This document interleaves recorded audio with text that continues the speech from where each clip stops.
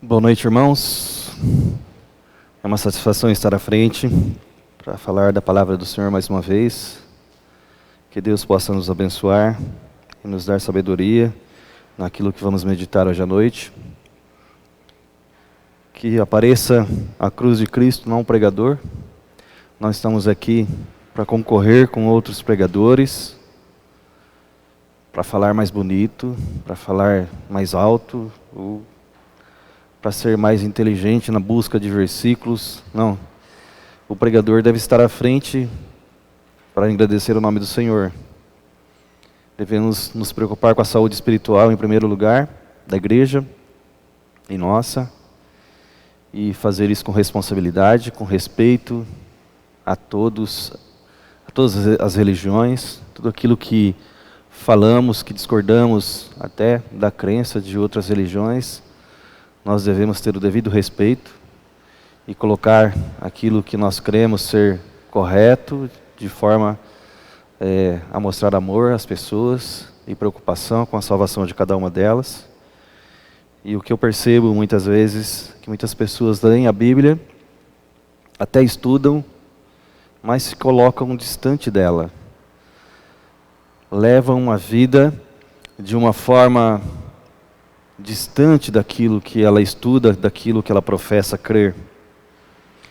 A Bíblia é um manual de Deus, com exceção a algumas linhas, alguns trechos. Ela foi inspirada por Deus, escrita pela mão do homem, mas aquele trecho em que Deus escreveu nas tábuas, então foi o próprio Deus que escreveu, né? Foi aqui transferida ao papel por um homem, mas foi escrita por Deus na tábua, os mandamentos.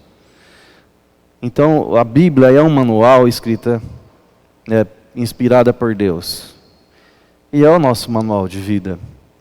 Quando você compra um veículo, que o veículo indica lá no manual que quando acende a luz vermelha, é porque está faltando óleo, é algo que você vai seguir a regra. Quando acende a luz vermelha, você vai correndo lá para verificar o óleo, não é isso?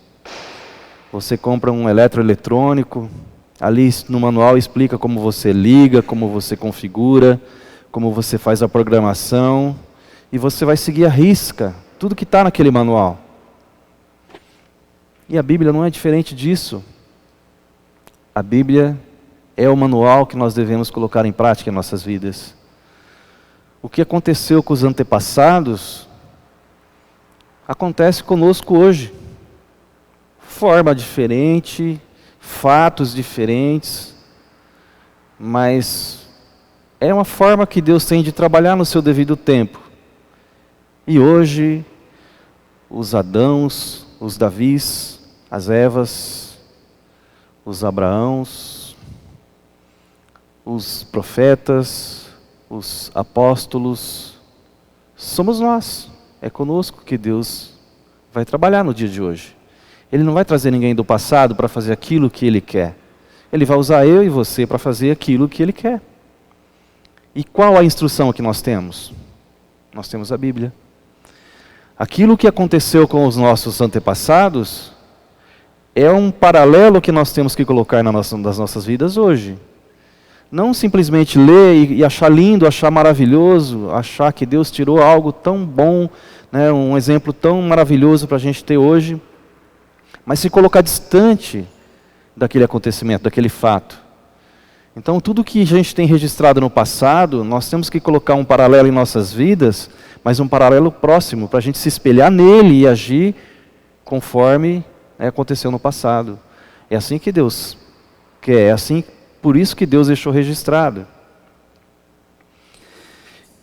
Vamos falar um pouquinho de Abraão nessa noite, várias pregações.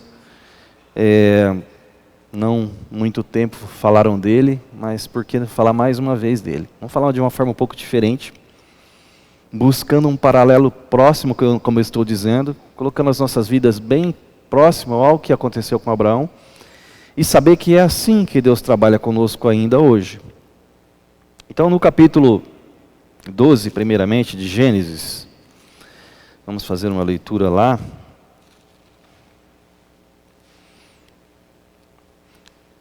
Abrão, ele era descendente de Sem, mas ele nasceu nas terras de Cão, na realidade. Então é importante a gente saber disso. Capítulo 12, versículo 1, diz assim: Ora, o Senhor disse a Abraão: sai-te da tua terra, da tua parentela e da casa de teu pai, para a terra que eu te mostrarei.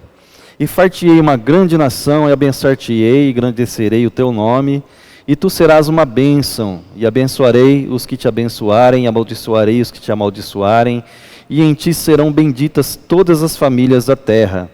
Assim partiu Abrão, como o Senhor lhe tinha dito, e foi Ló com ele, e era Abrão da idade de 75 anos, quando saiu de Harã. E tomou Abrão a Saraí sua mulher, e a Ló, filho de seu irmão, e toda a sua fazenda que haviam adquirido, e as almas que lhe acresceram em Harã, e saíram para irem à terra de Canaã, e vieram à terra de Canaã. Então Deus aqui falou para Abraão sair da sua terra. Em Jeremias capítulo 18, nós não vamos lá, mas Deus chama Jeremias para ir para uma olaria, um lugar onde fazia vasos de barro. E aqui Deus chama Abraão para sair da sua terra, do seu conforto, da sua parentela, para ir para um lugar distante, um lugar desconhecido. Então vamos nos colocar ao lado disso aqui agora. Quantas vezes Deus chama você para ir para um lugar desagradável, para um lugar desconhecido? A olaria, né, que é onde Jeremias foi enviado por Deus, no capítulo 18 de Jeremias, era um lugar sujo. Olaria, onde faz vaso de barro, é um lugar sujo, um lugar barulhento. Tem poeira, tem barro, e tem barulho de máquina. Deveria ser tudo manual naquele tempo, não deveria ter motor elétrico, mas mesmo sendo manual, tinha um certo barulho, tinha alguma coisa rodando ali, virando. Então não era um lugar limpo. É tão bom quando a gente é convidado a ir num shopping, né? Agora a gente está podendo ir nos shoppings muito à vontade, bem diferente de antigamente, mas em tempos comuns, tão gostoso ir no shopping, cheirosinho, né? A gente entra naquelas lojas, um cheiro bom, as pessoas bem vestidas, agradável, né? Mas quando você é chamado a ir a uma olaria, não deveria ser agradável. Quando você é chamado a largar a sua casa, o seu conforto, o seu costume, a sua família e se ausentar dela. Nós temos alguns irmãos que trabalham fora, né, irmão? E eu trabalhei fora há algum tempo, e nunca gostei de ficar longe de casa, sempre fui caseiro. Mas quando Deus te chama, nós não temos que questionar. Porque se Deus te chama, Ele tem algum propósito. Ele quer que você faça algo para Ele em algum lugar, em algum determinado lugar. E é um privilégio você ser escolhido por Deus para fazer algo para Ele. É assim que nós temos que encarar as dificuldades em nossas vidas. Tempos difíceis todos nós passamos. Situações difíceis todos nós temos. E nós temos que encarar as situações difíceis, os acontecimentos tristes em nossas vidas, como Deus chamando você para fazer algo. Aqui, Deus chamou Abraão para sair do seu conforto, da sua parentela, porque Deus tinha algo de bom planejado para a vida dele. E para as nossas vidas. Porque tudo que nós vivemos hoje foi baseado no que foi acontecido no passado. Com Adão, com Abraão, com Davi, com Salomão. Tudo o que aconteceu com os nossos antepassados foi uma introdução para que nós chegássemos nos dias de hoje, como nós vivemos e como nós agimos. E por isso que eu relembro, nós devemos não estar ausente dos fatos antigos, mas devemos estar paralelamente próximo a tudo o que aconteceu com os nossos antepassados, para que andemos na vontade de Deus, para que entendamos como Deus trabalha. E quando Deus está querendo algo de nós. Então Abraão aqui tinha 75 anos, não era um moço, um rapazote. 75 anos. Aqui a idade já não era tão... já não se viviam tantos anos. E ele já tinha a sua idade. 75 anos já era um pouquinho pesado nos lombos de um homem. No capítulo 21 desse mesmo livro, nós não vamos passar por todos aqueles detalhes que ele foi para o Egito, não é um estudo desse que nós vamos fazer hoje. Nós vamos só estudar como Deus prometeu algo a ele e qual foi a forma que isso discorreu. Não é conforme você pensa, que alguém vai te prometer hoje e vai acontecer amanhã. Então no capítulo 21, versículo 1, vamos mais uma vez fazer a leitura até os versículos 5. O Senhor visitou Sara, como tinha dito, e fez o Senhor a Sara como tinha falado. E concebeu Sara e deu a Abraão um filho na sua velhice. Está vendo? Ele não era um rapazote, ele já era um senhor. Ao tempo determinado que Deus lhe tinha dito.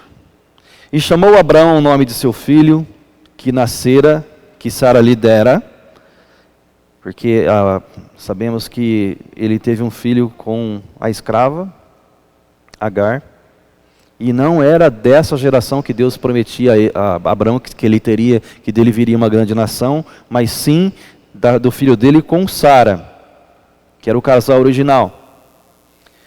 E dera Isaque. Isaque quer dizer risada, a tradução do nome. E Abraão circuncidou seu filho Isaque quando era da idade de 8 anos, como era o costume do hebreu, como Deus lhe tinha ordenado. E era Abraão da idade de 100 anos, quando lhe nasceu Isaque, seu filho. Então, lá atrás, Abraão tinha 75 anos, quando Deus falou que dele viria uma grande nação. E ele não tinha filho. E se passaram 25 anos, agora com 100 anos que ele foi ter o filho. Que ele começa a palpar aquilo que Deus havia lhe prometido. Nós estamos falando de 25 anos, não estamos falando de 25 dias, nem de 25 meses. Nós temos que entender a vontade de Deus em nossas vidas e saber que o tempo de Deus não é o nosso tempo. Nós não devemos ficar questionando a Deus aquilo que Ele promete para nós. Nós temos que esperar as coisas acontecer, as coisas vêm de Deus, e no momento certo que as coisas vêm de Deus, a gente vai entender. É fácil? Não, não é fácil. Acho que foi fácil para José, todas as provações que ele passou lá no Egito. Mas depois, lá no final, que ele viu a grande obra que Deus fez na vida dele. E Deus tem uma grande obra para fazer na minha vida e na sua vida. E nós temos que saber esperar o tempo certo. Então, depois de 25 anos, é que Abraão veio ter o seu filho, que ele começou a ver uma condição de se realizar aquilo que Deus tinha prometido para ele. Então está tudo certo, nasceu o filho, então agora sim, agora vai acontecer o que Deus tinha me prometido? Aparentemente sim, estava tudo correto. Porém, no capítulo 22, desse mesmo livro, versículo 1, aconteceu depois dessas coisas que tentou Deus Abraão e disse-lhe. A minha tradução diz tentou. Essa não é uma tradução muito fiel ao hebraico na qual foi escrito. A tradução na trinitariana diz provou Deus Abraão. Se você tem essa tradução, você vai confirmar. Provou Deus Abraão. Porque Deus, Ele não tenta ninguém e Ele não pode ser tentado.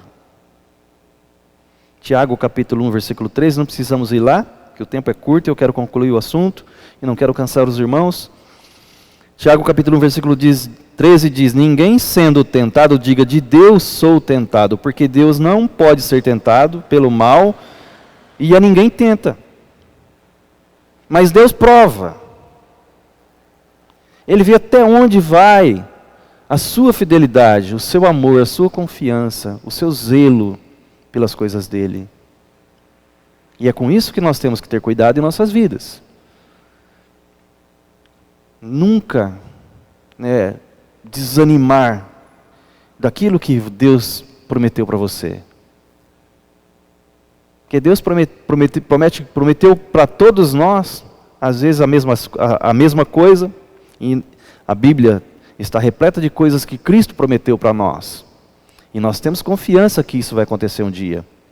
Mas tem certas coisas que é individual, de pessoa para pessoa, que você ora a Deus, você põe um assunto na mão de Deus, e você tem certeza que Deus vai responder aquela oração, mas quando começa a tardar, começa a bater o desânimo, começa a bater o desespero, começa a bater a falta de confiança, e é aí que nós não devemos nos deixar levar pelas astutas ciladas do inimigo, porque é isso que ele quer, que você desanime do teu Senhor, que você não confie no teu Senhor, que você pense que Ele te deu as costas, porque é muito fácil ludibriar uma pessoa que está desanimada do seu Senhor, que não tem confiança nas promessas do Senhor.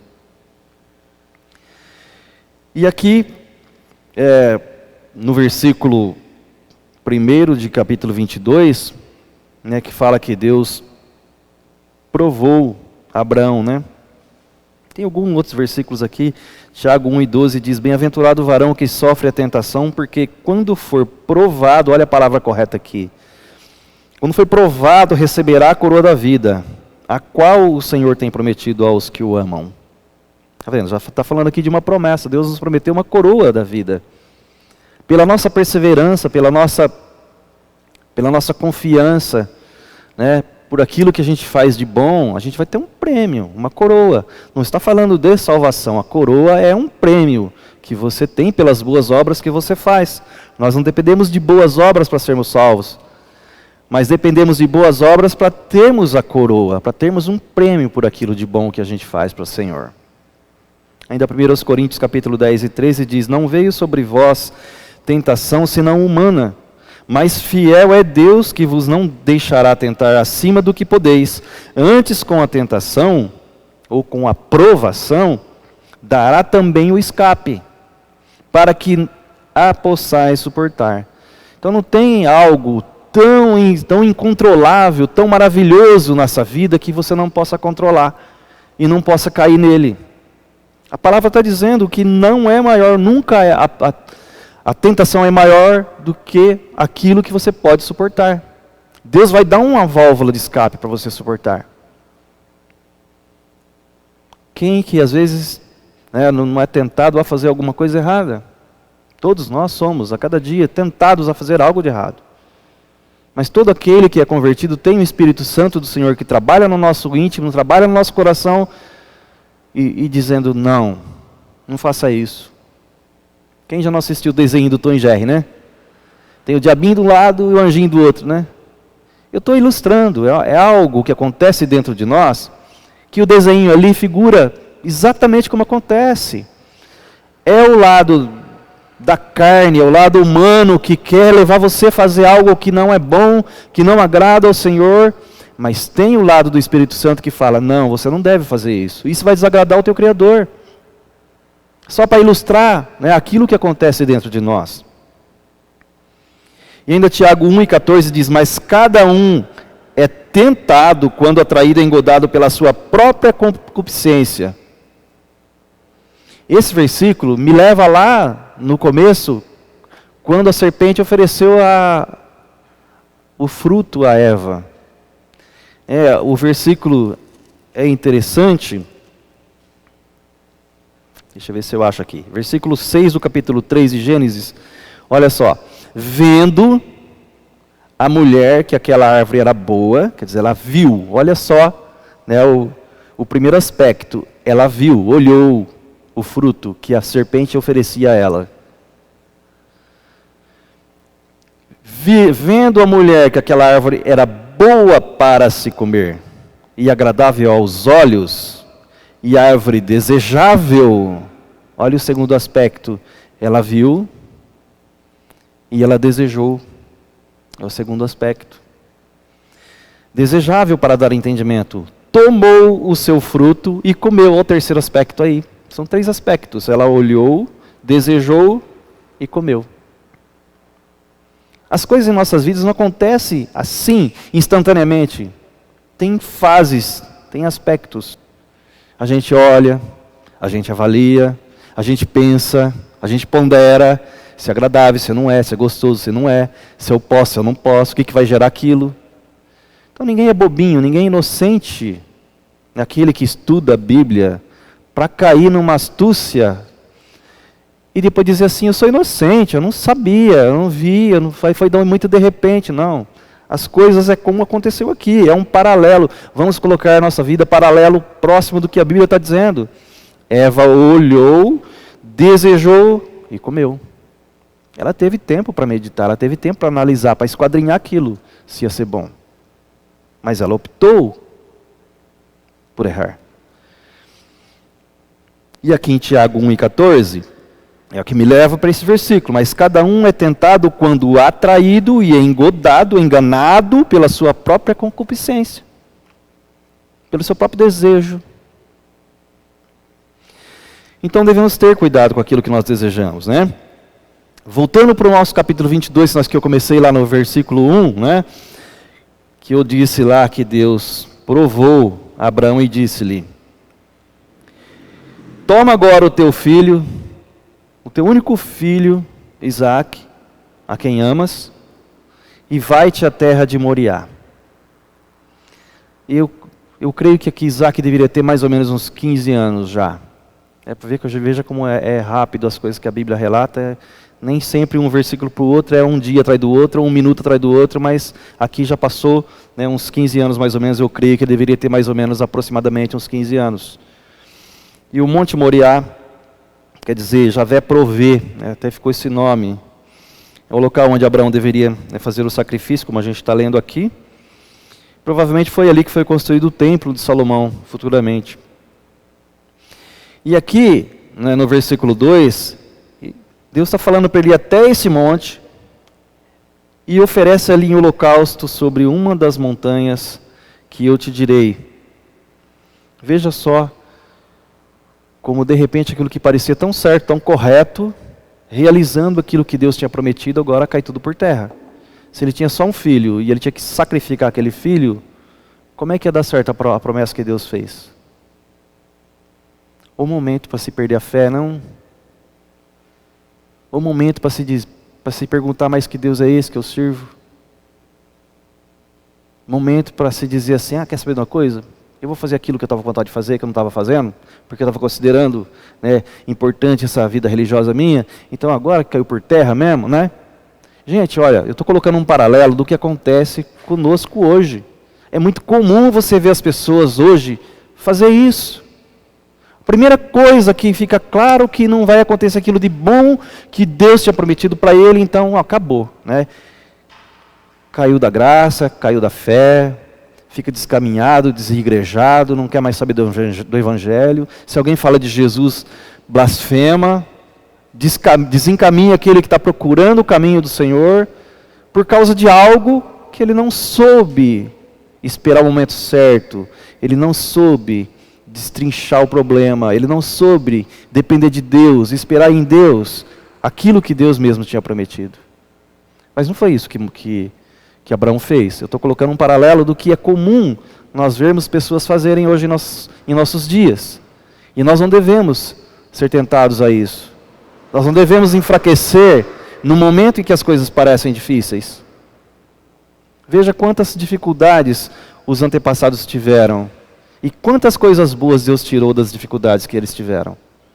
E hoje nós desfrutamos de tantas coisas boas porque eles lá atrás sofreram. Agora você não pode sofrer um pouquinho para que aquele que vem depois de você tenha um certo privilégio. O próprio Jesus Cristo se esvaziou da sua divindade para estar aqui na terra, para ser cuspido, para ser colocado coroa de espinho na cabeça dele, para ser desprezado, humilhado como ele foi, mas ele tinha um propósito justo e concreto, que ele combinou com Deus Pai lá na eternidade. Nós estudamos isso ontem, em Apocalipse. Um propósito que lá na eternidade já tinha sido acordado entre pai e filho, que seria assim. E ele não foi pego de surpresa, ele veio aqui para morrer. Como diz o irmão Antônio, ele não fugiu da cruz, ele foi ao encontro da cruz. Porque ele veio para ser morto. Se não tivesse a morte de Cristo na cruz, eu e você não teria como ser salvos. Então esse propósito era bem consciente e ele veio para isso. Então aqui, Deus agora pede para Abraão o único filho que ele tinha em holocausto.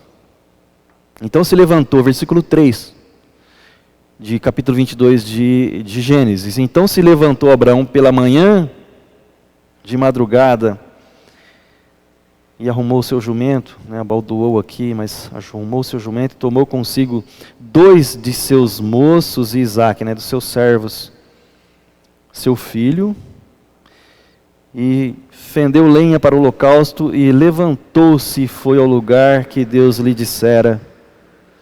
Vamos esquadrinhar isso, gente. Você já pensou, você ferir com um golpe de machado seu próprio filho? Era isso que ele tinha que fazer. Deus deu essa ordem. A partir do momento que Deus deu essa ordem, já passou a noite, porque foi no outro dia cedo. Ele levantou, teve que arrumar o jumento, ele teve que partir lenha, arrumar lenha, para fazer o holocausto que tinha que fazer. E a gente vai ver um pouquinho mais para frente que ele teve que andar 100 quilômetros até o Monte Moriá. Então se levantou de manhã, arrumou o jumento, tomou consigo 2 servos, e o filho que tinha que ser sacrificado, fendeu lenha para o holocausto, levantou-se e foi ao lugar que Deus lhe dissera. E ao terceiro dia, 3 dias depois, você tinha a ordem de Deus para sacrificar o seu filho com uma machadada. Como eu viveria com essa informação 1 hora? Sabendo que eu teria que fazer isso. 1 hora. Mas passou 3 dias. E ele não sabia o que ia ser. Até aqui, a ordem era: sacrifice teu filho para mim. Comece a esquadrinhar isso. Que dificuldade na tua vida que poderia se parecer com isso? Que sofrimento de esperar o resultado de um concurso? Ou a resposta de um emprego? Ou, sei lá, algo de bom que possa acontecer na tua vida, um carro novo que você possa adquirir, que você tem que esperar vir da agência, e você fica ansioso esperando, e eu sou ansioso, eu tenho filhas ansiosas, minha esposa também é ansiosa, e todos sabem do que eu estou dizendo. Mas o que seria tão angustiante, uma espera de 3 dias, sabendo que você teria que matar o seu próprio filho em holocausto ao Senhor? Pela tua mão. Imagine a dificuldade para esse servo. Então, no versículo 4 ele diz: ao terceiro dia levantou Abraão os seus olhos e viu o lugar de longe. E disse Abraão aos seus moços: ficai-vos aqui com o jumento, e eu e o moço iremos até ali. E havendo adorado,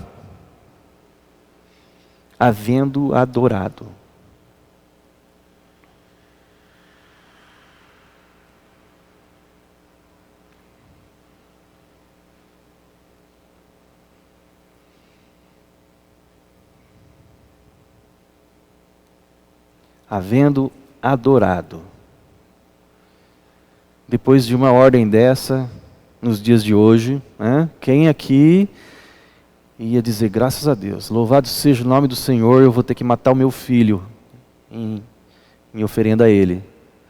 Gente, eu não estou sendo irônico, eu estou sendo objetivo. Analise isso, se você faria, se você conseguiria adorar. Foi o que esse homem fez. Ele adorou. E depois a gente vai dar o outro lado da moeda. Só estou jogando um lado que seria normal nós agirmos nos dias de hoje. E ele disse, e tomou, versículo 6, tomou Abraão a lenha do holocausto e pô-la sobre Isaque, seu filho, e ele tomou o fogo e o cutelo na sua mão, e foram ambos juntos. Versículo 7 diz: então falou Isaque a Abraão seu pai, e disse: meu pai. E ele disse: eis-me aqui, meu filho. E ele disse: eis aqui o fogo e a lenha, mas onde está o cordeiro para o holocausto? Ele já sabia do procedimento. Que quando fazia aquilo, tinha que matar o cordeiro e oferecer ao Senhor. Mas cadê o cordeiro? Era uma pergunta que o próprio filho, eu acho que ele já estava ali sentindo o que ia acontecer, mas ele queria tirar a prova, né? E essa foi a pergunta. E disse Abraão: Deus proverá. O Senhor providenciará.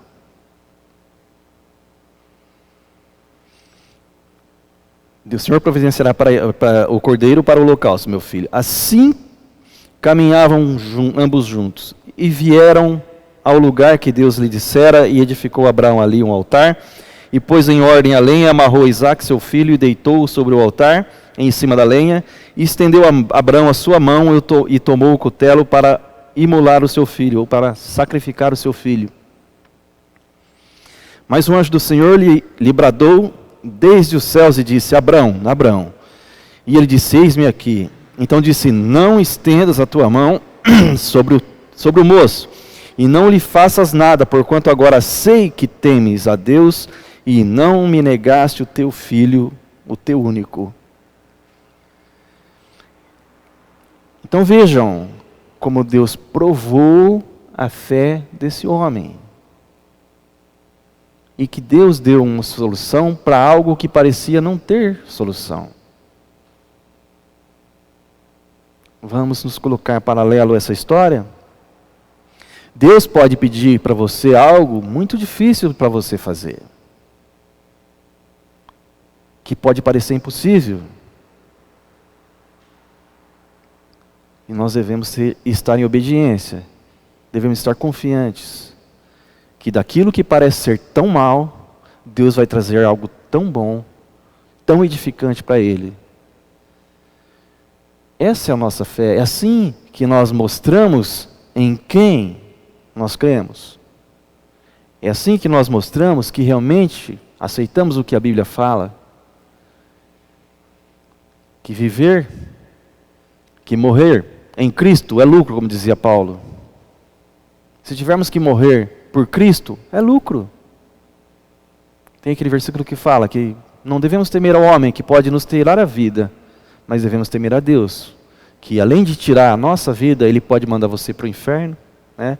Que é muito pior do que isso. Mas devemos ter a nossa fé baseada nisso. Então a fé desse homem levou ele a estar em obediência. Ele sabia que de uma forma ou de outra Deus ia providenciar. Como a palavra dele diz aqui, Deus proverá.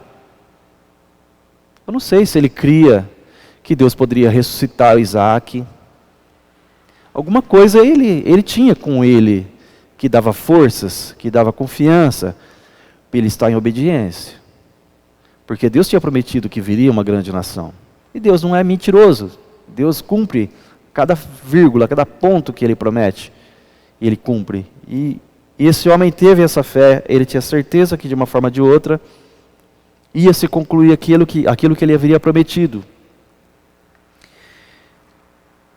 Então, é interessante como Deus depois revela, né, no versículo 12, não estenda a tua mão sobre esse moço e não lhe faças nada, porquanto agora sei que temes. Né? Olha como é confortável para a gente hoje ler uma passagem dessa e saber que é assim que funciona. É assim que Deus vai trabalhar conosco. Vai ter algo difícil? Vai, com certeza vai. Vai parecer impossível para a gente realizar aquilo? Sim. Parece que não tem saída, mas é isso que Deus quer? Faça. Que Deus vai dar um jeito. E é assim que Ele vai avaliar a sua atitude. Não negaste o teu filho, o teu único. Pode ser que não seja o teu filho que Deus te peça, mas você vai negar para Deus algo? E Deus vai falar, você não me negou, né? Passou na prova, passou no teste. Então, algumas curiosidades aqui, né, para a gente meditar. Adão morreu com 930 anos. Noé nasceu 226 anos depois. Em Gênesis 5:32, próximo do que nós estamos lendo, diz que era Noé da idade de 500 anos quando gerou Sem, Cão e Jafé. Em Gênesis 7:6, diz que Noé tinha 600 anos quando aconteceu o dilúvio. E Gênesis 9:28 diz que Noé viveu mais 350 anos depois do dilúvio. Ou seja, Noé morreu com 950 anos. E da morte de Noé até o nascimento de Abraão, passaram-se 292 anos. Quando Deus chama Abraão, ele promete que dele faria uma grande nação. Abraão tinha 75 anos, como nós lemos lá no início. Então, da criação de Adão até a promessa do Senhor a Abraão, foram 2.773 anos. Isaac só nasce 25 anos depois. E quantos anos exatamente tinha Isaac? Como eu disse, não sabemos exatamente, a Bíblia não relata, mas eu creio uns 15 anos, mais ou menos. Então, da criação de Adão até o que nós acabamos de meditar aqui, passaram 2.512 anos aproximadamente. Então, quem sou eu e você para querer dar data para Deus cumprir aquilo que Ele tem para cumprir em nossas vidas? Ele não cumpriu? Olha quantos anos se passaram. Então não tente botar prazo nas coisas que Deus promete para você, ou daquilo que você pede para Deus e você quer botar data. Porque Deus tem o tempo dele. E o tempo de Deus não é o seu tempo. O tempo de Deus é perfeito, Ele vai te dar na hora que você merecer, na hora que for da vontade de Deus te dar. E se for da vontade de Deus não te dar, Ele não vai te dar. E Deus vai continuar sendo maravilhoso, porque Ele não deu porque você não poderia ter. Então muitos não podem ter dinheiro, muitos não podem ter carro, muitos não podem ter saúde, muitos não podem ter certas coisas. E quem somos nós para ficar achando que Deus está sendo injusto? Deus, Ele é extremamente justo em tudo que Ele permite em nossas vidas. Nós temos que saber aguardar o momento certo, entender da forma certa o que Deus quer em nossas vidas. Vamos nos colocar paralelamente próximos a tudo que a Bíblia fala. Esse é o nosso manual.